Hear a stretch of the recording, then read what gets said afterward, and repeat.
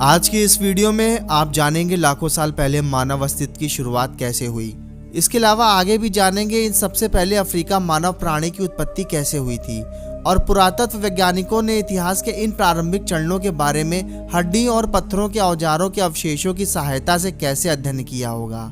पुरातत्व वैज्ञानिकों ने प्रारंभिक मानव के जीवन के बारे में पुनर्निर्माण करने के प्रयास किए हैं। उन्होंने ये जानने की कोशिश की है कि वो कैसे घरों में रहते थे, कोई पेड़ पौधों से उत्पन्न कंदमूल और बीजों को इकट्ठा करके और जानवरों का शिकार करके अपना भरण पोषण कैसे करते थे। इसके अलावा किन किन तरीकों से वो भावों और विचारों को अभिव्यक्त करते थे। आप ये भी जानेंगे कि आदि मानव द्वारा आग और भाषा का प्रयोग कब और कैसे शुरू हुआ था। और अंत में आप ये भी देखेंगे कि आज की दुनिया में भी जो लोग शिकार और पेड़ पौधों से प्राप्त खाद्य सामग्रियों से अपना भरण पोषण करते हैं, क्या उनके जीवन का अध्ययन करके अतीत के बारे में जानकारी मिल सकती है। मानव के क्रमिक विकास की कहानी, मानव कब और किस रूप में सर्वप्रथम अस्तित्व में आया होगा, ये कहना काफी मुश्किल है, मगर ऐसा समझा जाता है कि लगभग 56 लाख वर्ष पहले पृथ्वी पर ऐसे प्राणियों का उद्भव हुआ था जिन्हें हम मानव कह सकते हैं। इसके बाद आदि मानव के कई रूप बदले और समय के साथ लुप्त हो गए। आज हम जिस रूप में मानव को देखते हैं, जिन्हें हम आगे चलकर आधुनिक मानव कहते हैं, वैसे लोग 1,60,000 साल पहले पैदा हुए थे। प्राणियों के शरीर से मांस निकालकर जानवरों का शिकार करके अथवा पेड़ पौधों से कंदमूल, फल और बीज आदि बटोर कर अपना पेट भरते थे। धीरे धीरे उन्होंने पत्थरों से औजार बनाना और आपस में बातचीत करना भी सीख लिया। हालांकि आगे चलकर मानव ने भोजन जुटाने के कई और तरीके भी अपना लिए थे, पर शिकार और संग्रह करके यानी इधर उधर से खाने की चीजें तलाशने और बटोरने का तरीका भी चलता रहा।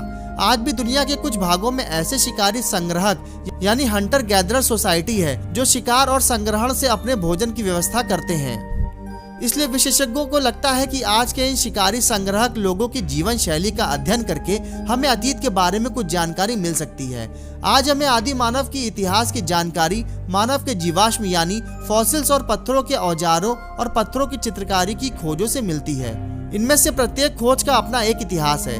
अक्सर ही जब ऐसी खोजें सबसे पहले की गई, अधिकांश विद्वानों ने ये मानने से इनकार कर दिया था कि जीवाश्म प्रारंभिक मानव के हैं। शुरुआती वैज्ञानिकों के आदि मानव की चित्रकारी करने और पत्थरों के औजार बनाने की योग्यता पर काफी शक था।